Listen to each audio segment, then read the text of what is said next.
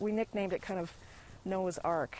It's called the Russo Forest, but the ladies of Green Collective, Pain Court Vert, have their own name for it, because it's teeming with life. So this is the first size in spring in here.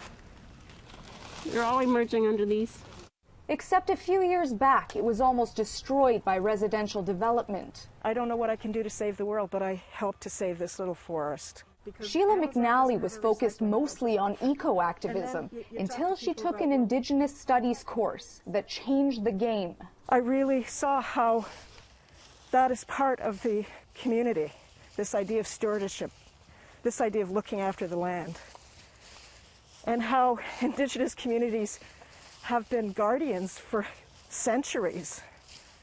And I look at my culture, look what we've done in 100 years.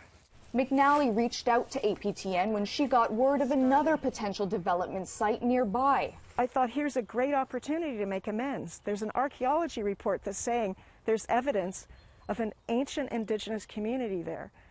What a great opportunity to turn and say, we're going to hold off. And so this is what's going on. It's a huge land grab.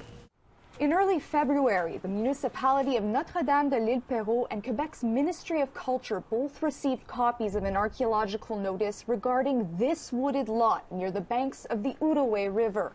Rare, near-extinct trees grow here, and it may be the site of a prehistoric Indigenous community. But the plan is to clear it and build 17 homes. Dynamiting is already underway. APTN's messages to the municipality's mayor went unanswered.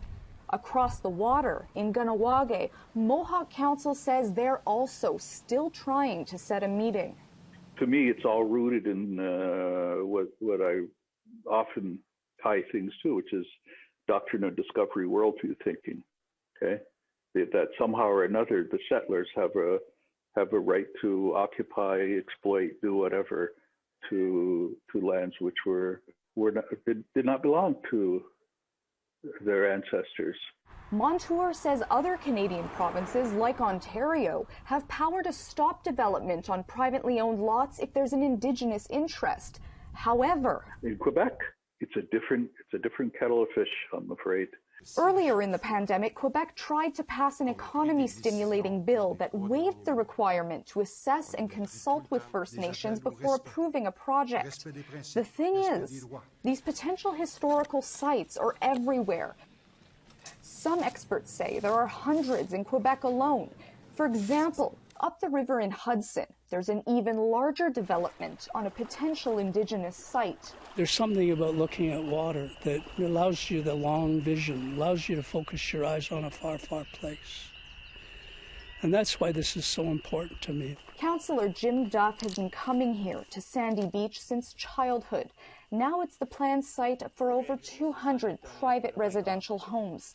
Despite his efforts, Duff says there's no real way to stop it.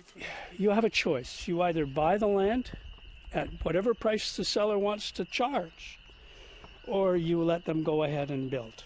The planned development at Sandy Beach sparked protests, especially from those who've studied it. From the perspective of an archaeologist, we are literally losing and destroying sites every single day to development. Specifically in the case of Quebec, the situation has been disastrous for years. I mean, it was bad to begin with. It can only be worse now. But Sandy Beach isn't just a potential historical site.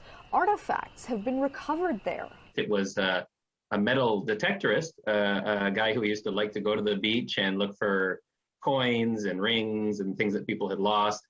And in the process, he found a couple of arrowheads. There was also some metal artifacts. It was an axe. There were some pieces of copper kettle. There were at least one stone tool. It was made out of a material that comes from very far north in Quebec, and it shows that people were trading and, there was movement back and forth.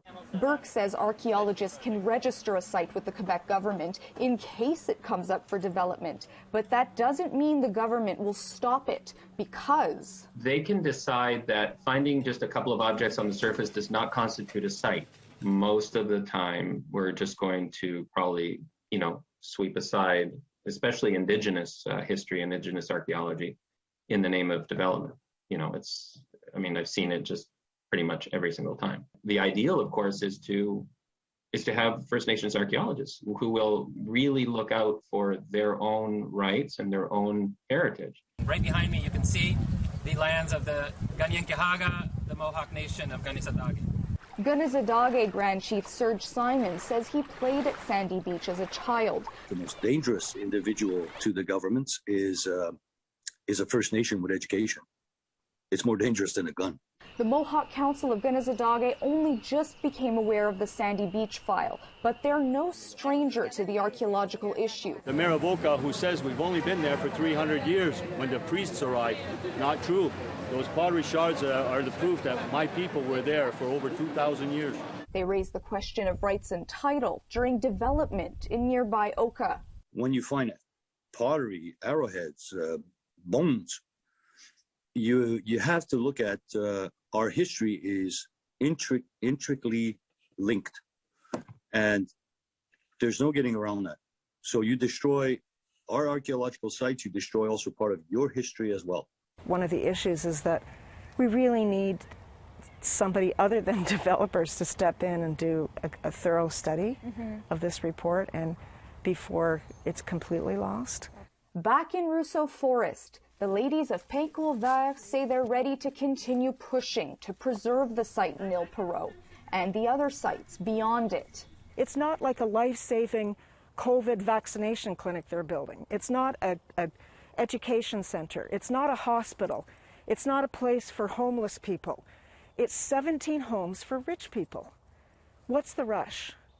The message is very simple: respect all life.